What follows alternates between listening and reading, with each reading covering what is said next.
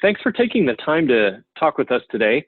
My name is Andy Hutchison, and I'm a sales engineer for Gigamon here in the Western United States. Here with me today is Ollie, and I'll let him introduce himself. Hi, Andy. I'm Ollie Sheridan. I'm the Principal Sales Engineer for Security here at Gigamon in EMEA. And we recently had some discussions on some of the challenges of working from home, and in particular, the way different companies handle VPN connections. Ollie was recently chatting about split tunneling specifically. Ollie, would you like to explain what that is and what challenges this presents to IT organizations? Yeah, sure. So a lot of our customers are used to having remote workers, and those remote workers typically connect in to access resources inside of the organization's network using VPN. And VPN, when it's deployed with what's called a split tunneling, is effectively allowing you to route towards resources which are internal on the network, but to save bandwidth on that link between the end user and the internal network, you allow that external user to access resources directly. So what that actually represents is that represents a bit of a hole in your security countermeasures, in that where a user would normally be internal to your network and be subject to those countermeasures for all of their internet traffic, what you're actually finding is what you're really inspecting with a split VPN is just those resources which are being accessed internally. So what that means is that anyone can potentially visit any website that they feel that they need to from that workstation or laptop. And by doing that, that potentially opens you up to a number of security threats. And I suppose it's rather difficult for a lot of companies simply to disable split tunneling and route all of their remote users back through the central network. Is that the case? Yeah, I think so, because when you think about there's a trade-off there. So one of those things that you need to consider is the amount of bandwidth you have into or out of your data center.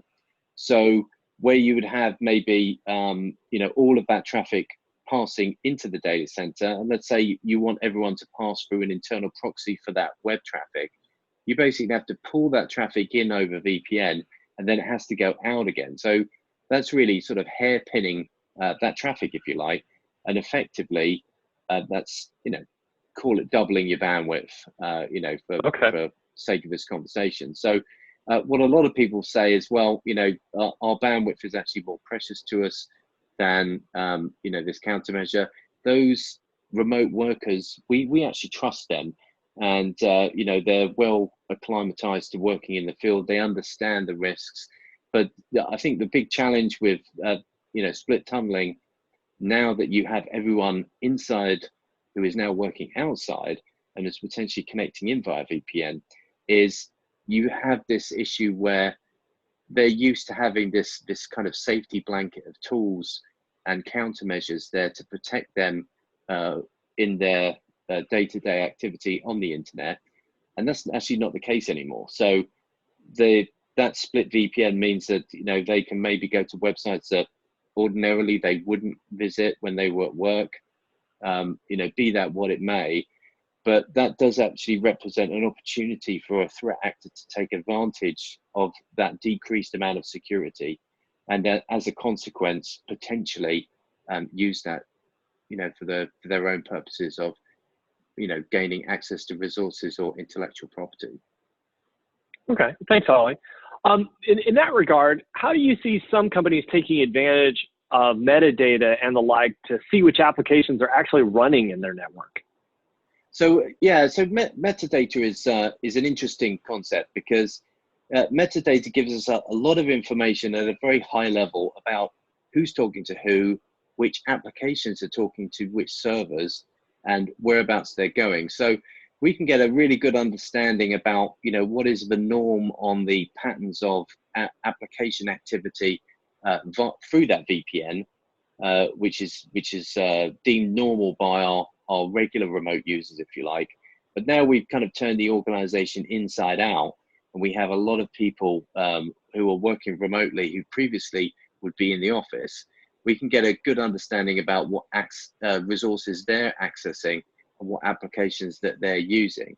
So that gives us a really neat way of being able to understand immediately two things. Firstly, from a security point of view, we can understand who is accessing what and which applications are they using, which is very valuable, but also from a capacity planning perspective. So, you know, where a organization is really geared up for maybe a subset of their workforce working remotely and accessing those applications on the network, now you've got everybody doing that. So, you know, how do you judge, you know, which is the application which is being used most, how many people are actually going through the VPN? So getting that kind of information is extremely valuable. And metadata is very useful, particularly from a forensic analysis perspective. So if you have an event where, you know, a certain user who perhaps works in the accounting division, all of a sudden are making connections into parts of the network, like the R&D section, for example, you know, that's unusual activity. And looking at that from a sort of alerting perspective, that's very useful, but also from a forensic perspective, that's very useful, because you could potentially isolate that particular user and perhaps, you know, if necessary, make remediation action against their particular account. So we might say, you know, Bob in accounts doesn't usually connect to R&D, he's got no business there, but we get from a high level that he's connecting through to that part of the network.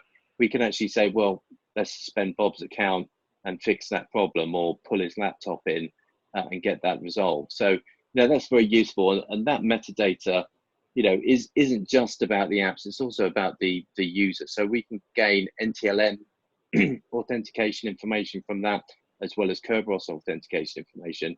So we can really pull together all of those users which are connecting via VPN, and, you know, for all intents and purposes, are getting a different IP address to what they would normally when they were on the networks. You know, we can't see the MAC anymore.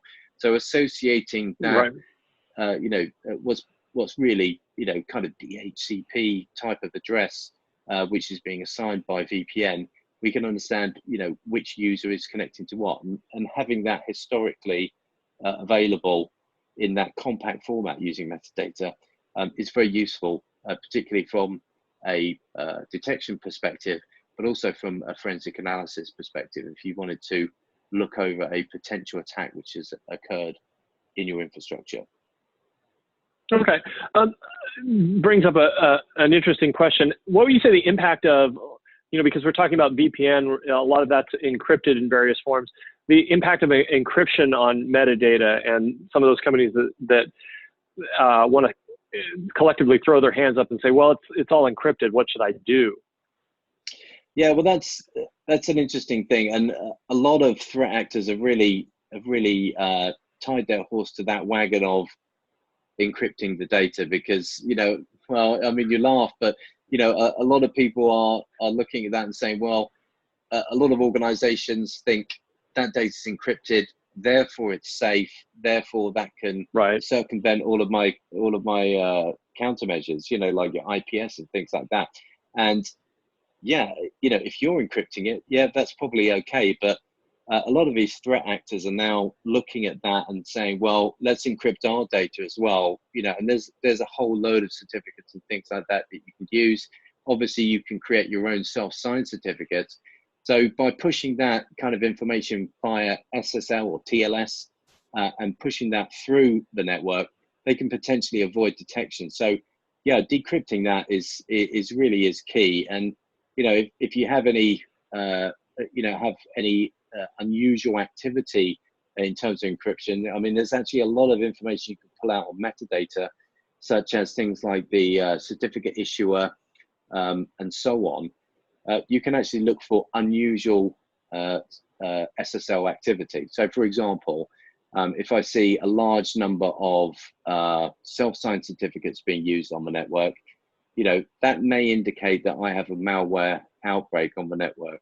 And, you know, that using in conjunction with DNS, which is a fantastically useful protocol to examine from a security perspective, that can be extremely useful on trying to lock down exactly which hosts are potentially compromised, as well as gaining visibility into that encrypted traffic. Okay. Well, thanks very much, Ollie, for your time today, and I hope everyone that's listening learned a little something. And please, everyone, stay safe out there.